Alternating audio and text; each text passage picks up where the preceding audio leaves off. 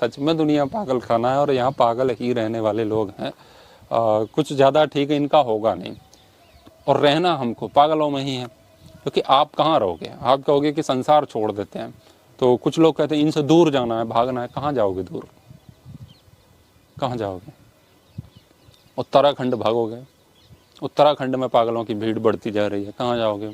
नर्मदा के तट पर जाओगे, वहाँ पर भी बहुत सारी भीड़ मिलेगी जो आपके साथ करेगी कुछ भी। तो कहाँ भागोगे? नौकरी करोगे, वहाँ ऑफिस में लोग हैं, घर में रहोगे, घर के परिवार के लोग हैं, मोहल्ले के लोग हैं। आप नितांत एकांत में रह नहीं सकते हैं, और वहाँ भी रहोगे तब भी किसी न किसी के साथ ही रहोगे, किसी न किसी के साथ रहोगे। आप भोजन तो लोगे ना, तो आपके लिए भोजन बनाने वाला, लाने वाला कोई होगा, भले ही कोई एक ही व्यक्ति क्यों ना हो। तो उसके साथ कुछ देखेंगे तो हमें वो बुरा लगेगा। तो प्रारंभ में ये सारी चीज़ें होंगी, तो आप रहोगे इनके ही साथ। तो इनके साथ रह कर के ही हमें अध्यात्म में प्रगति करनी है। ये एक कला है। अध्यात्म का मार्ग जो अदृश्य जगत की ओर तो हमें जागृत करता ही है, लेकिन जो दृश्य जगत है, जहाँ पर ये सब कुछ चल रहा है, इसमें भी अपने को कुशल बना देता है रहने के लिए। तो फिर कोई समस्या नहीं होती है।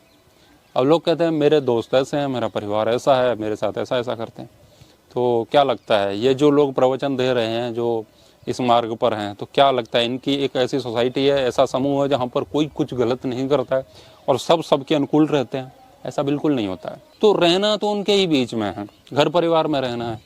तो और आप सोच रहे हैं जंगल में जाके कुटिया बना के साधुओं में रहोगे, तो वहाँ भी साधुओं के बीच में हो, और साधुओं की अपनी अपनी गतिविधियाँ, उनका भी नेचर सबका अलग अलग होता है, चरित्र, वहाँ भी समस्या होती हैं, खटपट होती ही रहती है। तो कहीं ना कहीं तो रहना है, तो फिर हम जहाँ हैं वहाँ रहने की कला सीखें। तो हम आंतरिक रूप से परमात्मा से जुड़ें, आत्मा से जुड़ें। बाह्य जगत में हम बाहर के लोगों से जुड़ सकते हैं, कोई समस्या नहीं है। पद्म पत्र में वाम्भसा,